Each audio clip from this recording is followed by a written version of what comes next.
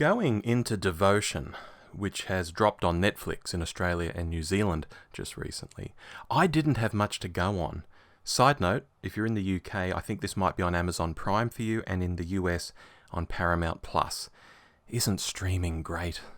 Anyway, I knew it was a movie about US naval aviators. I knew it was set during the Korean War. I knew it had Hangman from Top Gun Maverick in it as one of the leads. And I could see at least part of the film would see the US Navy's propeller-powered Corsairs up against MiG-15 jets.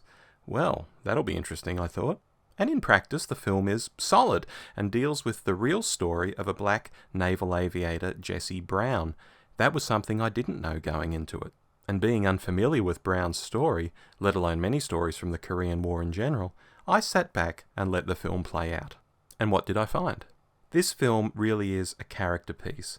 Although there's the odd bit of action early on, for example when Jesse Brown, played by Jonathan Majors, and Tom Hudner, played by the aforementioned Top Gun alum Glen Powell, go on a crazy flight around their base on Rhode Island, largely the film is just people talking to other people.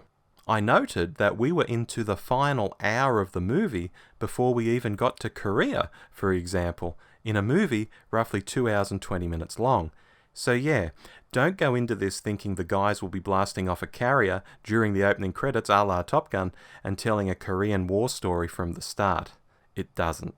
Although we eventually get to the Korean War, as I mentioned, and we see what the US Marines are doing as well as the Air Force jocks, it's relatively only a small part of the film.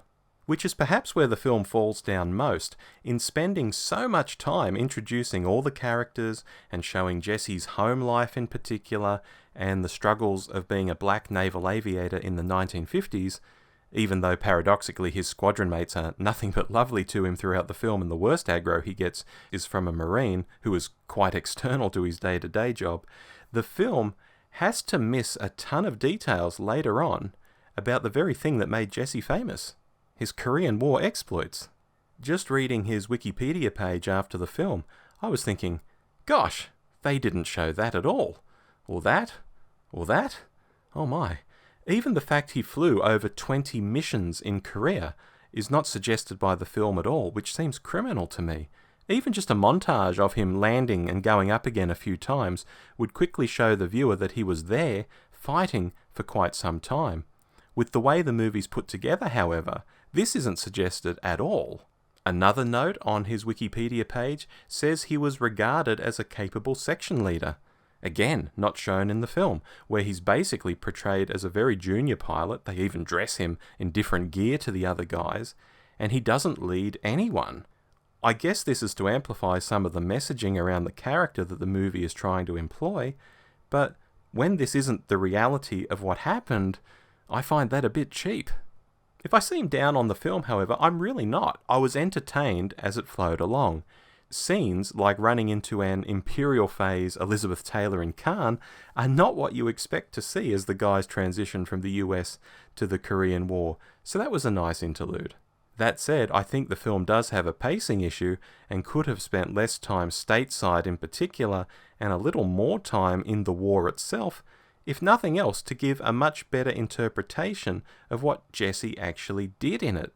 Again, given that's his claim to fame. As it stands, if you just watch the film, it feels like Jesse only flew one big successful mission in Korea, and went rogue during it, and when he was written up afterwards, cracked the sads about it, even though he ignored a direct order multiple times. I don't think that gives a true indicator of a guy, a hero really, who flew 20 quite varied missions while he was there. And I'm sure he wasn't going rogue during all of them and ignoring orders either. I get that some aspects will always go a bit Hollywood, and there are some interesting examples of that if you watch the film, then read the actual history. You can see aspects of what really happened, but they're twisted and turned to be much more dramatic. So yeah, what we have here in Devotion is an interesting story, which is mostly faithful, featuring 2 solid leads, and it won't waste your time if you watch it.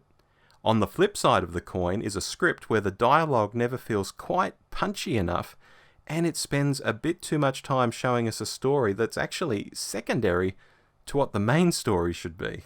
So this is a hard one to judge.